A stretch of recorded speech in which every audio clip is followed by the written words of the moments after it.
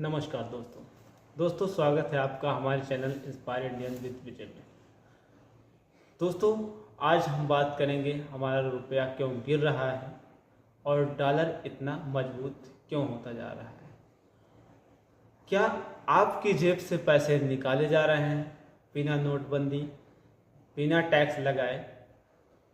अगर हम ये बात आपसे करते हैं कि आपकी जेब से पैसा हर रोज़ बिना इन नियमों को लगाए हुए निकाले जा रहे हैं तो क्या आप यह बात मानेंगे?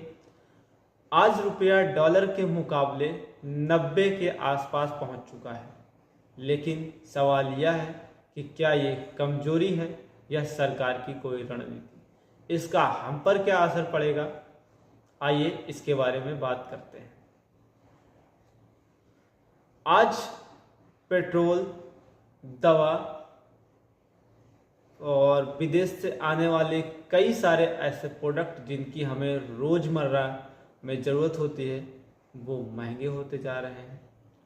इस वीडियो में हम इस बारे में पूरी तरह से समझेंगे कि क्या ये सरकार की विफलता है या कोई रणनीति। इसके बारे में हम पूरी तरह से समझेंगे बिना किसी राजनीतिक लाग लपाट की बातें किए हुए। परंतु इससे पहले हमारी आपसे रिक्वेस्ट है, यदि आप हमारे चैनल पर नए हैं तो चैनल को लाइक करें, शेयर करें और सब्सक्राइब करें, और हाँ, कमेंट करना ना भूलें। आइए आज बात करते हैं आज की इस बड़ी खबर के बारे में। रुपया डॉलर का आखिर खेल क्या है, सरल भाषा में आपको समझाते हैं। इन सब का हम पर असर क्या होगा ये भी बताते हैं। भारत तेल, गैस, मोबाइल, मशीनें बाहर से खरीदता है। इन सब का भुगतान डॉलर में होता है और रुपया धीरे धीरे कमज़ोर होता जाता है। पहले $1 के मुकाबले 75 रुपये होता था, अभी हमें $1 के मुकाबले 90 के आसपास देना पड़ रहा है। वही सामान खरीदना पड़ रहा है परंतु पैसे हमें ज़्यादा देने पड़ रहे हैं। क्या रुपया सच में कमज़ोर हो रहा है या कोई भ्रम फैलाया जा रहा है? आइए इसके बारे में बात करते हैं। दोस्तों यह बात सिर्फ भारत की ही नहीं है।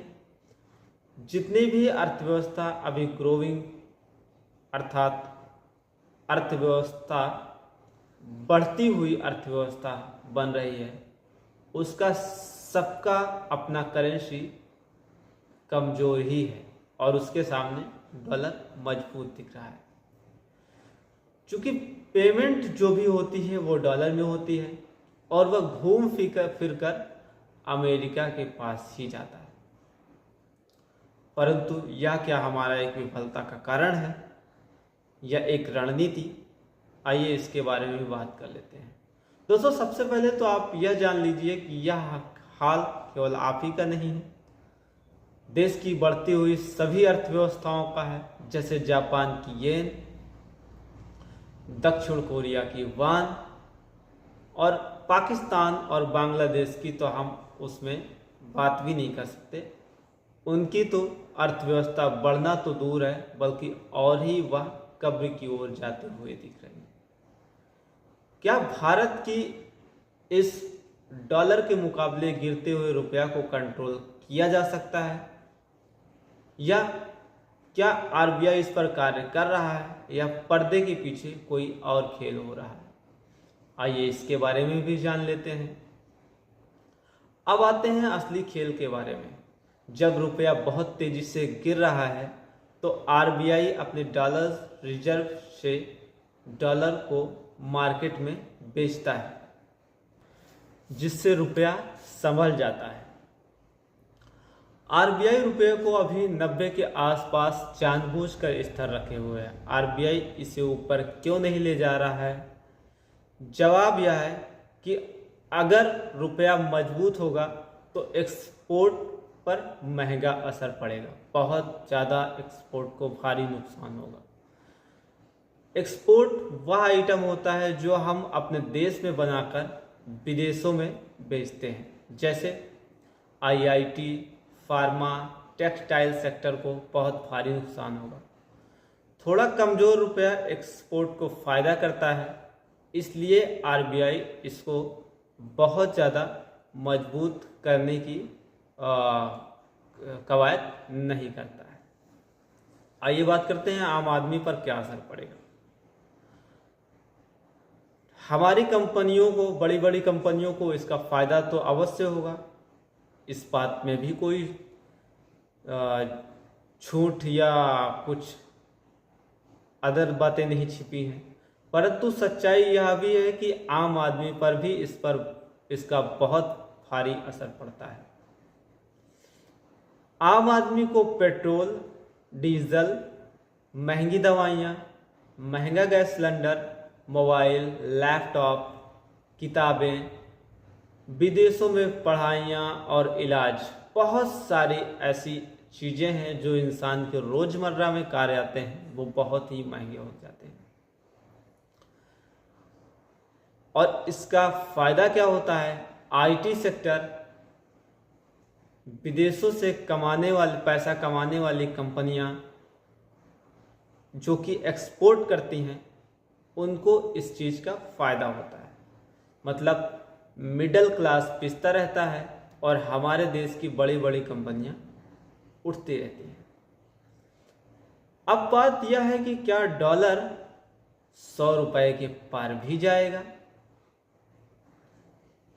अब हाल इससे भी डरावना होगा या अभी यहीं पर स्थिर रहेगा?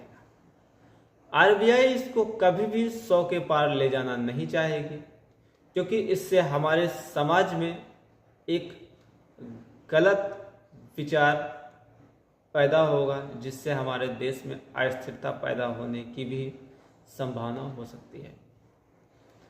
इसलिए आरबीआई यह कभी नहीं चाहेगा कि डॉलर के मुकाबले रुपया 100 के पार पहुंच जाए। परंतु सच्चाई यह भी है कि जैसे रसिया यूक्रेन और ईरान, इजराइल या अदर्स जो कंट्री जिनके बीच में युद्ध चल रहा है, अगर यह कंटिन्यू इसी तरह लगातार चलता रहा तो रुपया 90 को पार भी करेगा और 95 से लेकर 98 रुपये डॉलर के बराबर भी पहुंचेगा। इस बात में कोई भी लौक लपाट नहीं है, यह एक सच भी है। परंतु भारत के पास मजबूत फॉरेक्स रिजर्व भी है, इसलिए हमारी हाल पाकिस्तान जैसी तो नहीं होगी। सरकार इस पर खुलकर बोलती भी क्यों नहीं? हमें इस बात की भी चिंता सताती है कि सरकार इस पर अपना खुलकर कभी भी जवाब क्यों नहीं देती है।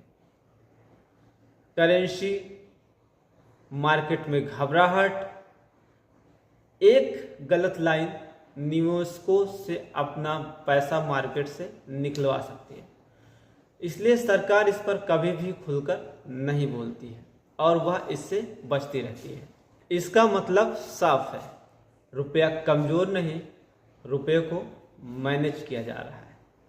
आरबीआई एक तरफ तो बाजीगर की तरह चाल चल रहा है, परंतु आम आदमी को दर्द भी हो रहा है, लेकिन सिस्टम टूटने नहीं दिया जाएगा। दोस्तों, यह टीवी पर तो एक छोटी खबर हो सकती है, परंतु आम आदमी का इस पर बहुत बड़ा असर पड़ता है। परंतु आप इस बात का धैर्य भी बना के रखें कि सरकारें इस पर अपनी चालें तो चलती रहती हैं, क्योंकि उन्हें मैनेज भी करना होता है, देश भी मैनेज करना होता है। उन्हें आम आदमी के साथ साथ उन बड़ी बड़ी कंपनियों का भी देखना होता है, जिससे हमारे यहाँ फॉरेक्स रिजर्व भी आता है। सच्चाई इस बात की भी है। इसलिए कभी भी धैर्य को छोड़े नहीं और इस बात की उम्मीद हम हमेशा रखेंगे कि जैसे ही हमारा अमेरिका से बायलैटरल टॉक जो चल रहा है, जैसे ही वो संपूर्ण हो जाएगा, जैसे ही हमारे ऊपर से 50% की टैरिफें हटेंगी, डॉलर के मुकाबले रुपया मजबूत भी होगा। ऐसा नहीं है कि हमेशा यही हाल रहेगा, हम इससे बाहर उभर कर भी निकल आएंगे। इसलिए धैर्य बनाए रखें और जुड़े रहें हमारे साथ इसी तरह के खबरों और विश्लेषकों के बारे में। दोस्तों, यदि मेरे द्वारा किया गया विश्लेषण आपको अच्छा लगा हो तो चैनल को लाइक करें, सब्सक्राइब करें और कमेंट जरूर करें। धन्यवाद। जय हिंद।